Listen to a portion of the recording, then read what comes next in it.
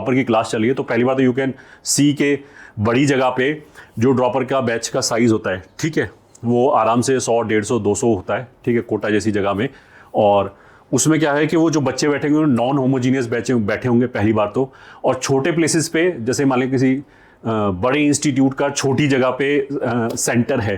तो वहाँ तो क्या होता है, जैसे कोटा में तो देखो भीड़ जाती है तो थोड़ा थोड़ा जैसे बोलते हैं ना कि एक रिसेप्टिविटी वाले बच्चों को हम एक साथ क्लब कर सकते हैं, ठीक है।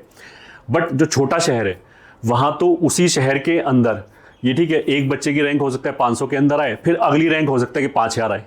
तो इन्हीं दोनों में ज़मीन आसमान का अंतर हो गया। तो और फिर अगले वाली रैंक 11000, फिर हो सकता है कि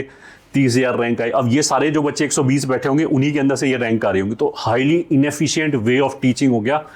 अब ऐसी जगह पे एक बच्चे को मान लिया केवल केमिस्ट्री के 3 चैप्टर में दिक्कत है, दूसरे को मैथ में 5 चैप्टर में दिक्कत है, एक बैच के अंदर जो बैठा हुआ है ऑफलाइन में, बट उनको पढ़ाया तो सेम ही जाएगा सबको, एक मीडियम लाइन लेके पढ़ाया जाएगा। तो मैक्सिमम टाइम तो वो बस ये देख रहा होगा कि हाँ ये भी आता है, ये भी आता है, ये भी मेरे को आता है। मतलब जो 200 दिन क्लास चलेगी अभी से लेके दिसंबर तक,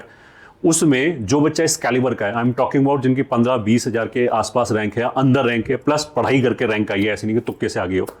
ये ठीक है, वो अपने 90% ऑफ द टाइम जो उसकी क्लास में जा रहा होगा बस वो यही गिनेगा कि हाँ ये तो आता है मेरे को, ये तो आता है, ये तो आता है। 10% हार्डली बोलेगा अच्छा ये नई चीज़ मिली। मतलब उसने 90% टाइम वेस्ट कर दिया जहाँ पे वो क्वेश्चन प्रैक्टिस कर सकता था। और मैंने बोला कि 1 घंटे पर डे का इफेक्ट ये है, तो अगर पीसीएम में 1.5 घंटे की क्लास है, 4.5 घंटे, उसमें अगर मेरा 90% टाइम वेस्ट हो रहा है तो you can very well calculate कि आपकी रैंक के बाजे बज जाएंगे, जो आपकी पोटेंशियल रैंक है।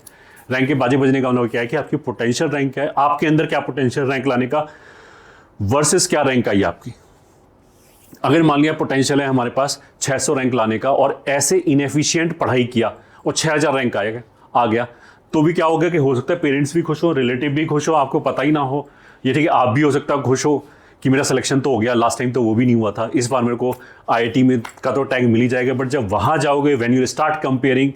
व्हेन यू स्टार्ट एनालाइजिंग कि मेरा पोटेंशियल ये था, then you will start feeling sad कि मैंने तो बहुत बड़ी अपॉर्चुनिटी मिस कर दी, पता नहीं पेपर में क्या हो गया। तो उसका मैंने ग्लिम्स देने का कोशिश किया कि पेपर में ये हुआ है कि हमने इनएफिशिएंट पढ़ा है, मेहनत भी की होगी, ये ठीक है, विदाउट अंडरस्टैंडिंग कि मेरी नीड क्या थी, मैं बस दौड़े चला जा रहा था। मैं एक बुक के पीछे जैसे सब क्वेश्चन कर रहे थे वो करे चला जाता है, जबकि उस बुक के हो सकता है कि मेरे लिए 30% ऑफ द प्रॉब्लम ही